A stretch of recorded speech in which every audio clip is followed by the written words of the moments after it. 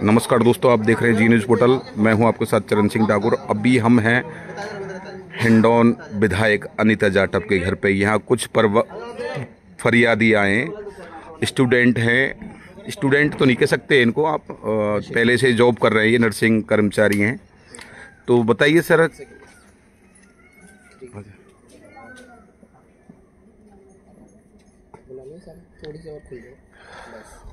Madam को बुलाओ, सब आ जाएगी मैडम। बताइए आप क्या समस्या लेके आए विधायक के पास आप? नमस्कार, आप सबका बहुत बहुत धन्यवाद। और जैसे विगत काफ़ी सालों से नर्सिंग कर्मचारी संविदा पर काम कर रहे हैं, चाहे वो NRHM के तहत हो, चाहे RMSRS के तहत हो, चाहे PP मोड पे हो, चाहे 108 में हो, चाहे कुल प्लेसमेंट एजेंसी के तहत हो। अल्प वेतन में इन लोगों का काफ़ी दिन से शोषण हो रहा है। अब हम सरकार, इस विधायक मुद्दे के तहत सरकार से ये मांग करना चाहते हैं कि संविदा पर लगे हुए जितने भी कर्मचारी हैं, पिछली भर्तियां जैसे 2018 में, 2023 में सरकार ने बोनस बेस के आधार पर नर्सिंग कर्मचारियों की भर्ती निकाली है। इसी प्रकार सरकार अब जो इन्होंने 4000 पद निकाले हैं, हम चाहते हैं 4000 पदों से कुछ नहीं होगा। इतने स्टूडेंट हैं, इतने सारे बच्चे हैं, ये हम चाहते हैं इन पदों की वृद्धि हो और आगामी भर्ती 10, 20 और 30 बोनस के आधार पर सभी के लिए निकाली जाए। ठीक है। और NHM में जितने दिन से लोग काम कर रहे हैं इनके लिए, और PP मोड पर काम करें, एक RSLDC का बोर्ड का गठन किया गया था, लेकिन अब तक उसका कोई क्रियान्वयन नहीं हो रहा है।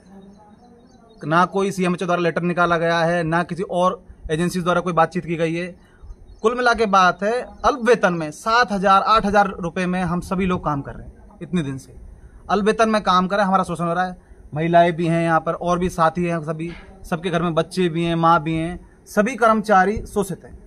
समय पे किसी की तनख्वाह नहीं आती है, सरकार का कभी ये बना रहता है कि बजट नहीं है, कभी कुछ नहीं है। सभी शादीशुदा हैं क्या? अधिकतर लोग यहाँ शादीशुदा हैं, महिलाएं भी हैं हमारे साथ। आप देख सकते हो कि शादीशुदा 8000 रुपये में अपने घर का खर्चा कैसे चला सकता है? ये बेचारे चला रहे हैं, सरकार इनकी सुन नहीं रही है। और जो भी विधायक है, हमारी विपक्ष की विधायक, मानो आप विपक्ष में ही हैं, विपक्ष में इनकी तो। और आप क्या विधायक से या सरकार से क्या अपील करना चाहेंगे आप, थोड़ा सा और बताएं। हमारा विधायक महोदय हमारे हिंडौन सीधी, हमारे विधानसभा हिंडौन और यहाँ से जो विधायक हैं, हम इनके तहत सरकार से मांग रखना चाहते हैं कि जो आगामी भर्ती है ये बोनस बेस पे निकाली जाए। RSLDC का जल्द से जल्द गठन किया जाए। हमारे फार्मासिस्ट भाई हैं, उनके लिए भी भर्ती जल्द से जल्द निकाली जाए। और हम यहीं नहीं, हमारे करौली के विधायक दर्शन जी, हमारे सपोटरा के विधायक हंसराम बालोती जी, हमारे टोडा भीम के विधायक घनश्याम मेहर जी, करौली जिले के जितने भी विधायक हैं, हम सबके पास 1 to 1 जाएंगे। हम सबसे एक ही हाथ जोड़ के निवेदन करेंगे, एक ही मांग है हमारी कि सबको जल्द से जल्द भर्ती निकाली जाए, बोनस बेस पे भर्ती निकाली जाए, ताकि इन लोगों का शोषण बंद हो। बोनस जैसे 1 साल में या 3 साल में मिलता है, वो 30% मिलता है, कितना मिलता है? 1 साल में 10 बोनस। अच्छा, 1 साल में 10% बोनस मिलता है, तो 3 साल करोगे तो 30% हो जाएगा। इसका नियम है कि प्रति वर्ष मतलब हमारा 10 अंक मिलता है। अच्छा, 2 साल हो जाएंगे 20 हो जाएगा, 3 साल हो जाएगा 3 साल। तो सबको 3-3 साल हो गए? नहीं, सबको 3 साल होने को है, किसी को 2 साल पूरा होने को है। सरकार से हमारी मांग यही है कि सर जितना जल्दी हो सके, हमसे उसे बिल्कुल गरीब है और हमारे पास बिल्कुल ये मतलब काम नहीं है, इतने अल्प वेतन में काम कर रहे हैं जितना श्रमिक के बराबर काम है। बिल्कुल। दूसरी बात मैं बता देना चाहता हूँ कि नर्सिंग भर्ती तो निकालनी ही है, इसकी तो हम मांग कर ही रहे हैं। बाकी जो अल्प वेतन में काम कर रहे हैं, 8000 जितना वेतन मिलता है उसमें काम कर रहे हैं, इसके लिए सरकार ने कहा था कि ठेका प्रथा कर खत्म करेंगे और हम RSLDC का गठन करेंगे। उसमें कुछ वेतन बढ़ोतरी थी, लेकिन अब अगर वो RSLDC जितनी जल्दी होगा तो कम से कम वेतन बढ़ेगा, तो कम से कम कुछ प्रोत्साहन तो मिलेगा इन लोगों को, हम जैसे लोगों को कुछ प्रोत्साहन तो मिलेगा। तो सरकार से यही मांग है, जल्द से जल्द इसको लागू करें। हमारे मुख्यमंत्री जी से, सभी मंत्री जी से, जितने भी विधायक हैं, सबसे हमारी एक ही मांग है कि आप सरकार से बताइए, सरकार पे प्रेशर बनाइए कि कैसे करके इन बच्चों को न्याय मिले। अल्प वेतन में काम करने वाले से कुछ नहीं होगा। धर्मवीर जी, जानना चाहेंगे, सरकार में अपनी बात को रखना, अपने मुद्दों को रखना एक जायज प्रक्रिया है, इसको आप रख रहे हैं। और अल्प वेतन की जो आपने बात बताई है, सरकारें जब भी आती है, चाहे वो कोई सी भी सरकार हो, एक मुद्दा रखती है और जब भी चुनावी जो माहौल होता है उसमें केवल घोषणाएं होती हैं। आप जैसा कि बता रहे थे 2017 में इन चीज़ों को लेकर के, पदों को बढ़ाने को लेकर, वेतन वृद्धि को लेकर घोषणाएं की थी, क्या उन पर काम हो पाया? अभी तक जैसे पिछली सरकार ने RSLDC का गठन की घोषणा की थी, लेकिन वो सिर्फ फाइलों में चली जी। ये सरकार आए, पहला बजट आया, बजट में हमारी उप मुख्यमंत्री दिया कुमारी जी ने घोषणा की थी, ठीक है ना। कुछ जिलों में लेटर्स भी मंगवाए गए, कुछ जिलों से सूचना भी मंगवाई गई, लेकिन सूचनाएं सिर्फ फाइलों में रह गई। कोई भी जमीनी स्तर पे ऐसा कोई काम नहीं हुआ ताकि कोई हमें ऐसा लगे कि किसी बोर्ड का गठन हो रहा है या किसी कर्मचारी को कोई फायदा पहुंचाने की सरकार बात कर रही है या उनकी मंशा है। अच्छा, संबंधित विभाग इस मामले को लेकर के क्या कहता है? संबंधित विभाग, चिकित्सा विभाग में हमने हमारे सीएमएचओ साहब से भी प्रार्थना की है। वो इन्होंने ये बताया कि अभी हमारे पास ऐसा कोई लेटर नहीं आया है।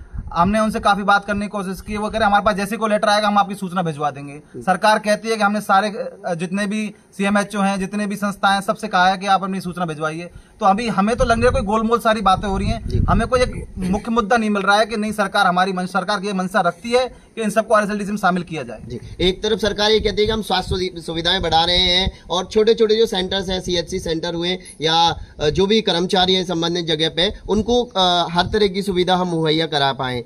तो क्या इस सरकार में अब तक ये चीजें धरातल पर हो पा रही है पूरी? देखो, सरकार की जितनी भी योजनाएं हैं सरकार अपने हिसाब से बहुत अच्छा चला रही है। हम सभी प्रयास करते हैं, हम जहां भी अपनी कोई जनता क्लिनिक पे, कोई आयुष्मान आगमन पे, कोई पीएससी पे, कोई सीएससी पे, जहां भी लड़के काम कर रहे हैं, हमारे कर्मचारी साथी काम कर रहे हैं, वो अपना काम पूरी ईमानदारी से कर रहे हैं। हम चाहते हैं सरकार की जितनी भी योजनाएं सबका लाभ आम आदमी तक, आम जन तक मिले। गरीब आदमी को बड़े अस्पतालों में लाइन में लगने की जरूरत नहीं पड़े। हम चाहते हैं छोटे स्तर पे उनका इलाज हो सके।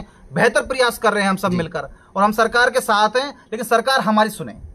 बिल्कुल जायज मांग आप रख रहे हैं और सरकार बिल्कुल भी अच्छे मूड में है, सरकार भी हमारे पक्ष में बात रख रही है। जी, चलिए आज कहाँ से जो है आपके संविदा कर्मी और जो है हमारे करौली जिले में सपोटरा से, मंडरायल से, टोडा भीम से, करौली से, हिंडौन से, यहाँ के महिलाएं भी हैं, साथी भी हमारे सभी इकट्ठे होके आए हैं। और हमारा एक ही मकसद है, हमारा सिर्फ सरकार से एक निवेदन है कि इन सभी नर्सिंग कर्मियों को जल्द से जल्द भर्ती का तोहफा दिया जाए और 10, 20, 30 बोनस आधार पर भर्ती निकाली जाए और आरएसएलडीसी का गठन जल्द से जल्द किया जाए, जिससे इनको ये ठेका प्रथा की जो शोषण प्रथा चल रही है खत्म हो और इनको न्याय मिले। बिल्कुल।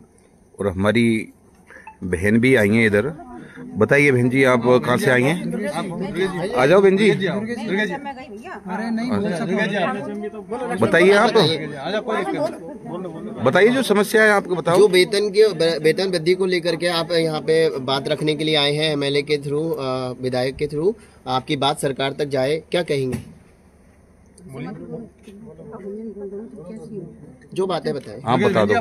बिल्कुल, हम यही कहना चाहेंगे कि हमारे लिए जो वेतन मिलता है बहुत अल्प वेतन मिलता है, हमारे वेतन को बढ़ाया जाए और वैकेंसी जो आने वाली वैकेंसी है उनको जल्दी सुचारू रूप से आगे लागू किया जाए।